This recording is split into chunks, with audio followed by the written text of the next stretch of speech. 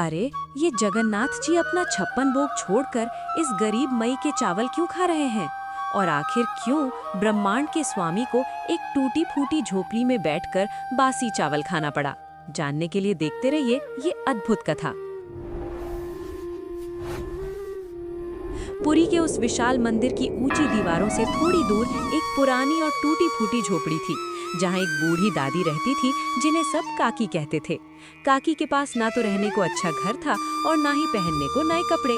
उनका पूरा दिन मंदिर की सीढ़ियों पर बैठकर प्रभु का नाम जपने में बीतता था। उनकी आंखों की रोशनी धुंधली हो चुकी थी, पर उनके मन में जगन्नाथ जी की मूरत एकदम साफ बसी थी। वो इतनी गरीब थीं कि कभी कभी उन्हें 2 वक्त का भोजन भी नसीब नहीं होता था, लेकिन उनके दिल में जगन्नाथ जी के लिए इतना प्रेम था कि वो जो भी रूखा सूखा पाती पहले प्रभु को याद करती थी।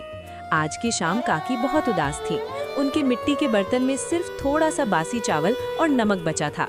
वो रोते हुए बोली कि हे जगन्नाथ, आज तेरा ये बेटा भूखा रह जाएगा, क्योंकि तेरी इस बेटी के पास तुझे खिलाने को कुछ नहीं है। मैं तो घास फूस खाकर भी जी लूंगी, पर तेरा ये कोमल बदन इतना रूखा खाना कैसे खाएगा?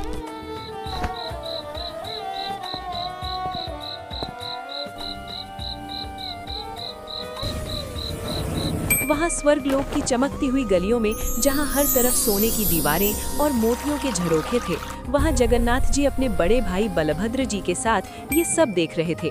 उनके सामने 56 भोग की थाली सजी हुई थी, जिसमें गर्मा गर्म मालपुआ, खीर और ढेर सारी मिठाइयाँ थीं। पर जगन्नाथ जी का मन तो काकी की उस झोपड़ी में लगा था।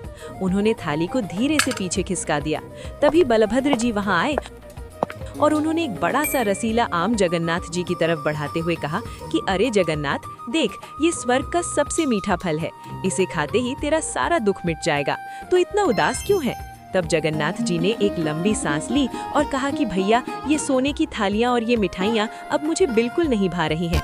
मुझे तो काकी के आंसुओं की पुकार सुनाई दे रही है। वो मेरे लिए भूखी बैठी है और हम यहाँ मजे से 56 भोग खा रहे हैं। चलो ना भैया, एक बार फिर से धरती पर चलते हैं। मुझे उस मिट्टी की सौंधी खुशबू और काकी का वो सच्चा प्रेम चाहिए। बलभद्र जी पहले तो थोड़ा हिचकिचाए। उन्होंने कहा कि वहाँ की धूल और गर्मी हमें परेशान करेगी, पर जैसे ही जगन्नाथ जी ने उन्हें पुरी के दही बड़ा और ठंडे पखाला बटा का लालच दिया, तो बलभद्र जी के मुंह में पानी आ गया और उनकी बड़ी बड़ी आंखें चमक उठी। वो बोले कि ठीक है जोगा, पर हम अपने असली रूप में नहीं जाएंगे। दोनों ने 2 छोटे और बेहद शरारती बच्चों का भेष धारा।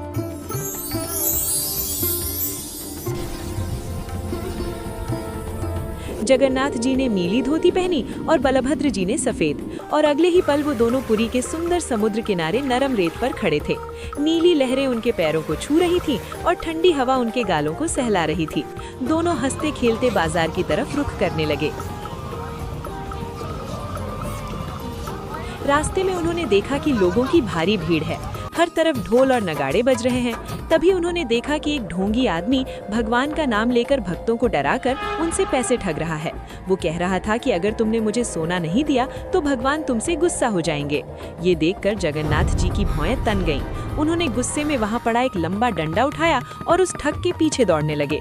वो छोटा सा बच्चा डंडा लेकर उस हट्टे कट्टे आदमी को पूरे बाजार में भगा रहा था।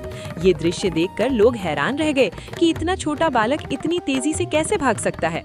बलभद्र जी पीछे से चिल्ला रहे थे कि अरे जगन्नाथ, छोड़ दे बेचारे को। डर के मारे उसकी धोती ढीली हो गई है। पर जगन्नाथ जी कहाँ मानने वाले थे। उन्होंने उस ठग को तब तक भगाया जब तक वो एक कीचड़ के ढेर में नहीं गिर गया और वहाँ से माफी मांगते हुए भाग नहीं गया। इसके बाद दोनों भाई एक बड़ी सी मिठाई की दुकान के पास रुके, जहां हलवाई गर्मा गर्म जलेबियां छन रहा था। हलवाई बड़ा ही कड़क स्वभाव का था। उसने चिल्लाकर कहा कि ए बच्चों, यहाँ खड़े होकर मेरा वक्त खराब मत करो। पैसे हैं तो दिखाओ, वरना रास्ता नापो। जगन्नाथ जी ने मुस्कुराते हुए अपनी उंगली से एक इशारा किया और तभी एक चमत्कार हुआ। दुकान की सारी जलेबियां हवा में पतंग की तरह उड़ने लगी और पूरे बाजार में लोगों की झोली में गिरने लगी। हलवाई बौराना होकर उनके पीछे भागा, पर दोनों भाई हा हा हा करके हंसने लगे और ओझल हो गए। अब वो सीधा काकी की झोपड़ी में पहुंचे। जगन्नाथ जी ने धीरे से दरवाजा खटखटाया और दबी आवाज में बोला कि दादी, हम बहुत दूर से आए हैं और हमें बहुत जोरों की भूख लगी है। क्या हमें थोड़ा सा भोजन मिलेगा? काकी ने जैसे ही उन बच्चों को देखा, उन्हें ऐसा लगा जैसे उनका खुद का बेटा लौट आया हो। उन्होंने बच्चों को बड़े प्रेम से अंदर बुलाया और उन्हें मिट्टी की जमीन पर बिठाया। काकी के पास देने को कुछ खास नहीं था, वही बासी चावल और थोड़ा सा नमक मिट्टी के बर्तन में परोसा और शर्माते हुए बोली कि बेटा, मैं बहुत गरीब हूँ, मेरे पास सिर्फ यही है। पर जगन्नाथ जी ने जैसे ही उस चावल को स्पर्श किया तो पूरी झोपड़ी एक दिव्य और अनोखी सुगंध से भर गई। ऐसी सुगंध जो स्वर्ग के पारिजात फूलों में भी नहीं मिलती थी। बलभद्र जी तो टूट पड़े, उन्हें वो स्वाद किसी अमृत से भी बढ़कर लगा। खाते खाते बलभद्र जी के मुंह पर दही और चावल के निशान लग गए और वो दोनों इतने मग्न थे कि उन्हें समय का बिल्कुल पता नहीं चला। तभी रात के अंधेरे में 3 चोर उस झोपड़ी के पास आए। उन्हें लगा कि ये अमीर घर के बच्चे रास्ता भटक गए हैं और इनके पास सोने के गहने होंगे, पर उन्हें क्या पता था कि वो स्वयं ब्रह्मांड के स्वामी से टकराने जा रहे हैं। जगन्नाथ जी ने उनकी तरफ एक तिरछी नजर डाली और तभी उन चोरों को दिखने लगा कि झोपड़ी के अंदर से हजारों विशाल हाथ निकल रहे हैं और उन्हें पकड़ने के लिए आगे बढ़ रहे हैं। उन्हें लगा कि झोपड़ी में कोई भूत है। वो डर के मारे चीखते हुए जंगल की तरफ ऐसे भागे कि उनकी चप्पल तक रास्ते में छूट गई। काकी ये सब देखकर हैरान थी, पर उनकी आंखों में अब आंसू नहीं बल्कि एक दिव्य सुकून था। सुबह होने से पहले जब आसमान में तारे टिमटिमा रहे थे, जगन्नाथ जी ने काकी का हाथ थामा और कहा कि दादी, आपकी सच्ची भक्ति ने आज भगवान को भी धरती पर उतार लिया। आप हमेशा खुश रहेंगी। अब से आपकी झोपड़ी में कभी अन्न की कमी नहीं होगी। और फिर दोनों भाई तेज रोशनी की किरण बनाकर मंदिर के अंदर विलोप हो गए। सुबह जब मुख्य पंडित जी ने मंदिर का भारी दरवाजा खोला तो वो दंग रह गए। उन्होंने देखा कि जगन्नाथ जी की मूर्ति के गुलाबी होठों पर चावल का एक सफेद दाना चिपका हुआ है और बलभद्र जी के गालों पर दही का निशान है। पंडित जी ने चिल्लाकर सबको बुलाया और कहा कि देखो, आज प्रभु ने सच में किसी भक्त के हाथ से भोग खाया है। पूरी शहर में ये खबर आग की तरह फैल गई और लोग काकी की झोपड़ी की तरफ भागे, जहां उन्होंने देखा कि काकी अब भी उसी दिव्य आनंद में डूबी हुई थी। उनके बर्तन जो कल तक खाली थे अब स्वादिष्ट भोजन से भरे हुए थे।